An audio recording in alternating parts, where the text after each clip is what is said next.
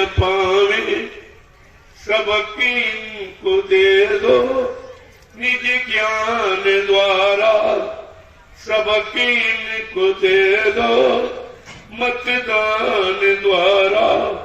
बसेरा कभी फिर ये लेने न पावे, उठो भूमि जो तक पकड़ ध्वजी कुकर्मी, सड़क छाप नेता ये रहने न पावे, सबके इनको दे दो मतदान द्वारा। बसेरा कभी फिर ये लेने न पावे। ये कितनी सारगर्मी का बात, और आपने बिल्कुल नहीं समझा इसको।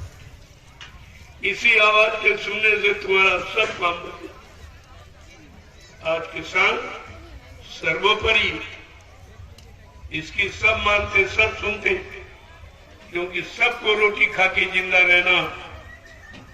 रोटी कोई अगर रोटी ये अन्न देना बंद कर दे, ये अंगले बंगले, ये आरिया गाड़ियां सब खत्म हो जाए, कुछ नहीं बचेगा। लेकिन तुम्हारा संगठन नहीं है, इसीलिए जानबूझकर इन लोगों ने तुम्हारा संगठन बनाया नहीं। कि 90% काश्तकार हिंदुस्तान, इनकी संख्या बहुत बड़ी। संगठन बना दोगे तो स्वयं अपना राजा निश्चित करेंगे, अपना राजा अपने अनुसार बनाएंगे, अपनी न्याय व्यवस्था अपने अनुसार करेंगे। ये डर हो सकता, लेकिन तुमने बाबा जी की बातें नहीं मानी, तुम हंसी मजाक में लेते। उन्होंने कहा देवियों महिलाओं, उनसे भी कहा, ये तो पुरुषों से कहा, उठो भूमि जो तक पकड़ ध्वज के कर में छपा, सड़क छाप नेता नहीं। लेकिन महिलाओं से भी प्रार्थना कि तुम भी ये करो। क्या कि मंत्र तुम फूंक दो अपने पतियों के सिर में, मंत्र ये फूंक दो अपने पतियों के सिर में, किसी की भी रैली में जाने न पावे। मंत्र ये फूंक दो अपने पतियों के सिर में, किसी की भी रैली में जाने न पावे। सड़क छाप नेता ये रहने न पावे, उठो भूमि जो तक पकड़ ध्वजी कुकर्मी, सड़क छाप नेता ये रहने न पावे। सबके इनको दे दो निज ज्ञान द्वारा, बसेरा कभी फिर ये लेने न पावे। एक बार इनको सबक दे दो तो दिल्ली लखनऊ के घोंसलों में कभी बसेरा ही नहीं दे पाए, ये कभी टिक नहीं सकते। लेकिन तुमने बाबा जी की बात मानी नहीं और तुम मुसीबतों में फंस गए, दलालों में फंस गए हो। तुम तो राजा को जानते भी नहीं हो, उनके पास कभी जाते भी नहीं हो, कभी वो तुमसे मिलता भी नहीं है। केवल दलालों के चक्कर में ये सारा देश बर्बाद, सारा समाज खराब, कुछ नहीं बचा। और अब भी अगर इसी तरह आप चलते रहे, इन्हीं के चंगुल में फंसते रहे, तो कभी सुख शांति नहीं पाओगे, जीवन में कभी निकल नहीं पाओगे, कभी उन्नति उत्थान प्रगति नहीं कर पाओगे।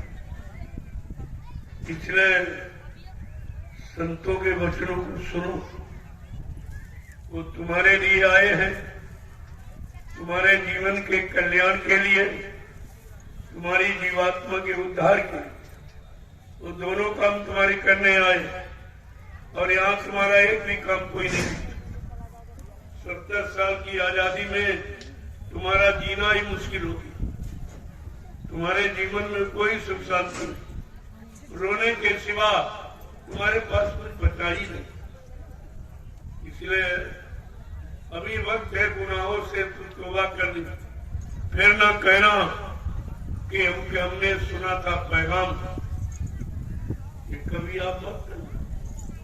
राजनीति व्यवस्था दो शब्दों से बनी, राष्ट्र और नीति। राष्ट्र का संबंध राजा से और नीति का संबंध गुरु से।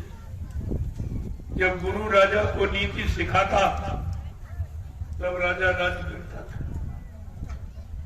भगवान राम का इतिहास सामने आपके साक्षी है।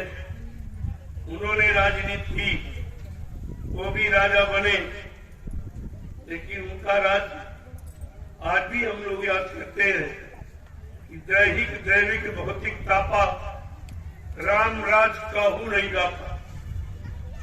भगवान राम के राज्य में किसी तरह का कोई दुख था ही नहीं। आज नेताओं के राज में किसी तरह का कोई सुख नहीं, एकदम उल्टा हो गया।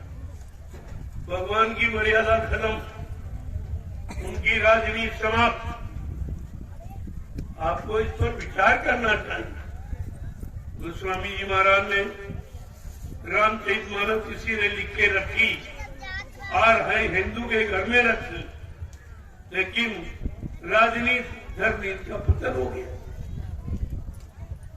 राजनीति का विशुद्ध ग्रंथ, विश्व प्रसिद्ध ग्रंथ, विश्व को सुख शांति न्याय देने वाला आज हर हिंदू के घर में रखा, लेकिन राजनीति धर्मनीति का पतन हो गया। सती अनुसुईया की कहानियां सबको सुनाई जा रही और नारी का पतन हो गया।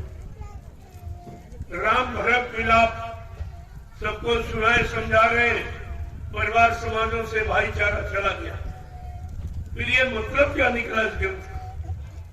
क्या मतलब निकला और क्या अर्थ आपने निकाल पाए? तुम्हारी पढ़ाई लिखाई, तुम्हारी शिक्षा, ब्राह्मणों का ब्राह्मणत्व, ये कब काम आएगा? जो अपना भला नहीं कर सका, ये दूसरों का, समाज का, देश का भला क्या करेगा? तुम अपना काम नहीं कर पाए, अपनी बुद्धि को नहीं जगा पाए, अपनी बुद्धि से सत्य का निर्णय नहीं ले पाए, तो तुम दूसरों को निर्णय देना या निर्णय सिखाना कैसे?